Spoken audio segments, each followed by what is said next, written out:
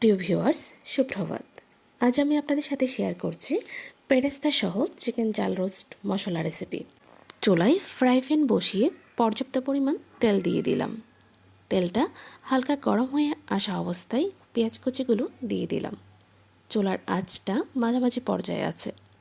এভাবে অনবরত 3-4 মিনিট নেড়ে চেড়ে নিলাম। দেখুন ভিউয়ার্স, খুব অল্প সময়ের মধ্যেই আমার পেঁয়াজ বেরেস্তা প্রস্তুত। ভিউয়ার্স, এবারে জাল রোস্ট মশলা রেসিপির জন্যে আমি ব্লেন্ডারে গড়ে থাকা 1 মুঠো চীনাবাদাম, অল্প পরিমাণ টক দই, 1 পিস টমেটো এবং খানিকটা পেঁয়াজ বেরেস্তা ভালো করে ব্লেন্ড করে নিলাম। ব্লেন্ড করা মশলার সাথে বাজার থেকে কেনা প্রাণ জাল রোস্ট মশলার অর্ধেক প্যাকেট, পরিমাণ মতো লবণ, হলুদ, 1 টেবিল চামচ মরিচ গুঁড়ো, ধনিয়া গুঁড়ো, 1 টেবিল চামচ জিরা গুঁড়ো, 1 টেবিল চামচ পেঁয়াজ রসুন পেস্ট এবং 1 টেবিল চামচ আদা পেস্ট। এবারে ভালো করে মিক্সড করে নেব। মশলাটাকে আরও টেস্টি করতে এবারে এখানে মিক্সড করব হাফ কাপ লিকুইড দুধ।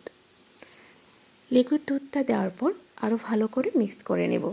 ভিউয়ার্স, প্রস্তুত হয়ে গেল আমার জাল রোস্ট মশলা রেসিপি। ভালো লাগলে লাইক কমেন্ট দিতে ভুলবেন না।